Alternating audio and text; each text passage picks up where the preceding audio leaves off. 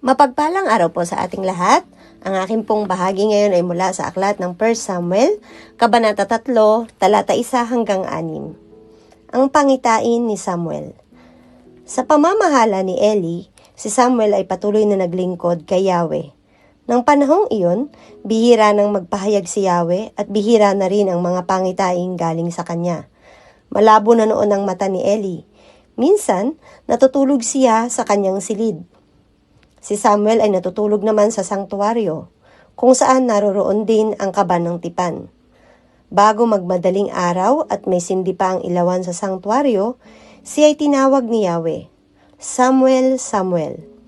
"Narito po ako," sagot niya.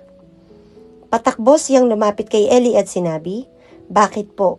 Sinabi ni Eli, "Hindi kita tinatawag. Matulog ka na uli."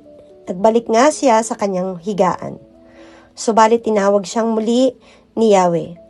"Samuel," bumangon siya, lumapit muli kay Eli at nagtanong, "Tinatawag po ba ninyo ako?" Sinabi ni Eli, "Hindi kita tinatawag anak, matulog ka na." Amen. Sa mapagpalang araw pong muli sa ating lahat, samahan niyo po akong muli sa pagbabahagi ko ng salita ng Diyos. Sinasabi po dito sa aklat ng Samuel, Kabanata 3, versikulo 7 hanggang 11. Hindi pa kilala ni Samuel si Yahweh sapagkat hindi pa siya kinakausap nito. Sa ikatlong beses na tawagin siya, lumapit uli siya kay Eli at sinabi, "Narinig ko pong tinawag ninyo ako." Naisip ni Eli na si Yahweh ang tumatawag kay Samuel. Kaya sinabi niya, "Sige, mahiga ka uli. Kapag narinig mo pang tinawag ka, ganito ang sabihin mo, magsalita po kayo, Yahweh. Nakikinig po ang inyong lingkod." At muling nahiga si Samuel. Si Yahweh ay lumapit kay Samuel at tinawag ito. Sumagot si Samuel, "Magsalita po kayo, nakikinig ang inyong lingkod."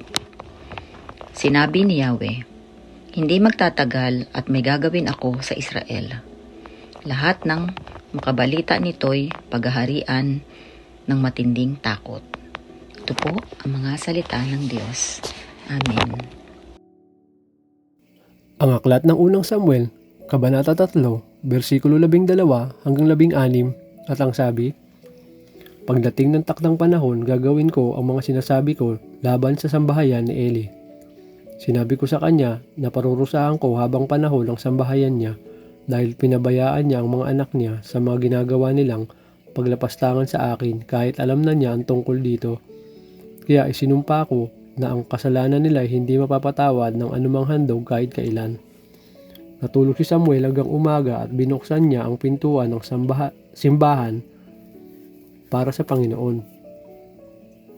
Natatakot siya sabihin kay Eli ang tungkol sa pangitain, ngunit tinawag siya ni Eli, "Samuel, anak." Sumagot si Samuel, "Ano po iyon?" Ito ang salita ng Diyos. Amen. Our devotion for today is from the book of 1 Samuel, chapter 3, verse 17 to 21. At kanyang sinabi, "Ano ang bagay na sinalita sa iyo? Isinasama ko sa iyo na huwag mong ilihim sa akin at tulan ka ng Diyos, at lalo na kung iyong ililihim sa akin ang anumang bagay sa lahat ng mga bagay na kanyang sinalita sa iyo." At sinaysay sa kanya ni Samuel ang buong sinalita at hindi naglihim ng anuman sa kanya. At kanyang sinabi, "Panginoon nga, gawin niya ang inaakala niyang mabuti." Si Samuel ay lumalaki at ang Panginoon ay sumasa kanya at wala ding pinapangyari sa kanyang mga salita. At nakilala ng buong Israel mula sa Dan hanggang sa Beerseba na si Samuel ay tinatag na maging propeta ni Panginoon. At napakilala uli ang Panginoon sa Silo sapagkat ang Panginoon ay nagpakilala kay Samuel sa Silo sa pamamagitan ng salita ng Panginoon. This is the word of God. Amen.